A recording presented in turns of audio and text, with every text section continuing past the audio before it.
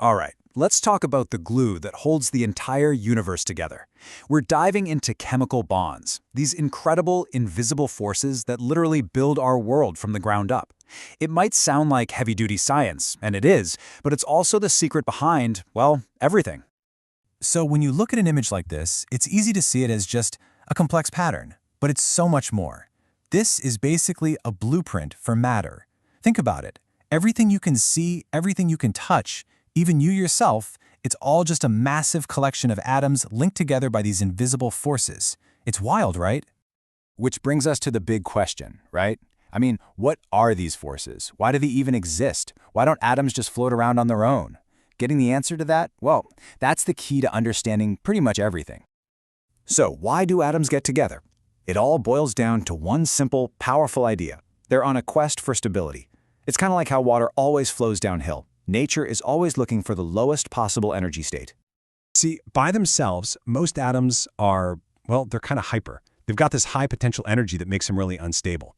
Think of it like a toddler after too much sugar, just buzzing with energy and not very settled. It's not a great way to exist. So, how do these antsy atoms calm down? They form a chemical bond. Now, the official definition sounds a little technical, but it's super important. It's a mutual electrical attraction between the positive centers of atoms, the nuclei, and the negative outer electrons of other atoms. It's not just a random stickiness, it's a very specific, very powerful pull. And that is the whole point. By forming a bond, an atom gets to shed all that extra potential energy. It's like a big sigh of relief. It can finally relax and become stable. And it's this collective search for stability that creates, well, all the solid, stable stuff in our world. Okay, so we know why atoms bond, to get stable. But how do they do it? Well, there are a few different strategies. Let's start with the first one, which is basically a transaction between a giver and a taker. This is what we call ionic bonding. And the key idea here is that in purely ionic bonding, atoms completely give up electrons to other atoms. This is not a negotiation. It's not about sharing. It's a straight-up transfer. One atom loses an electron and another one gains it, period. So here's how that plays out step by step. First, you've got a metal atom, and it just lets go of one or more of its electrons. Now that it's lost some negative charge, it becomes a positive ion, which we call a cation. Then, a nonmetal atom comes along and scoops up those electrons, becoming a negative ion or an anion.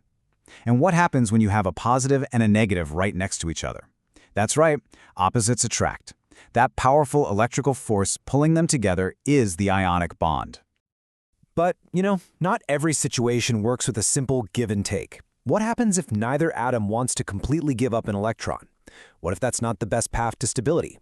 Well, that brings us to the second major strategy, the art of sharing. This is what we call covalent bonding. And instead of one atom stealing an electron from another, covalent bonding is all about sharing. It's a partnership where two atoms share pairs of electrons between them. And here's the clever part. By sharing, both atoms get to feel like they have a full, stable set of electrons. They're basically co-owning them. And this shared custody creates a really, really strong link that holds the atoms together. This bonded unit is what we call a molecule. So let's just pause and make sure this is crystal clear. Ionic bonding?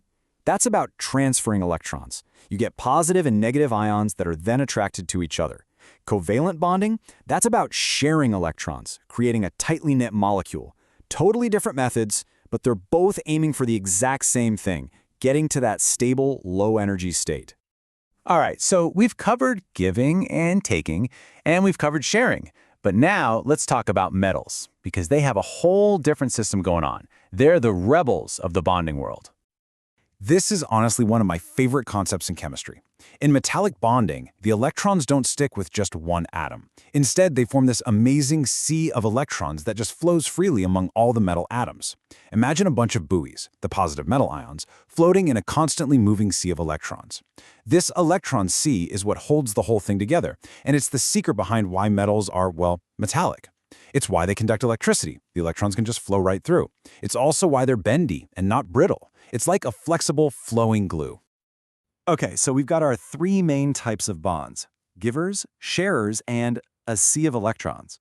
But here's where it gets really interesting. Why does any of this matter?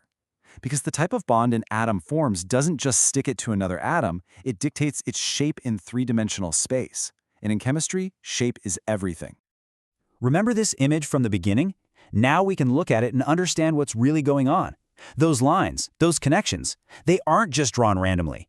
Each one represents a bond, and those bonds are pulling and pushing the atoms into a very specific 3D shape. And why does shape matter so much? Because that shape determines how molecules behave and interact with each other. It affects things like a molecule's polarity, whether it has a positive and a negative end. Just think about water. The famous bent shape of a water molecule is everything.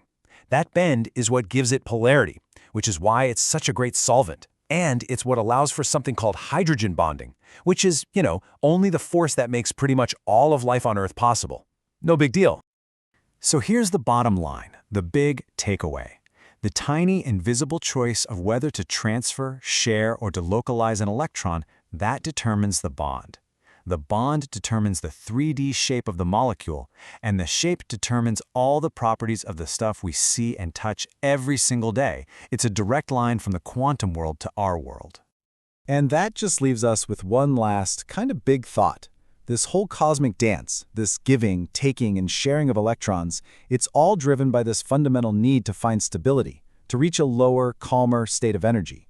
So it kind of makes you wonder, if the entire universe is built on that simple principle, what are we building in our own quest for stability? Something to chew on. Thanks so much for joining me.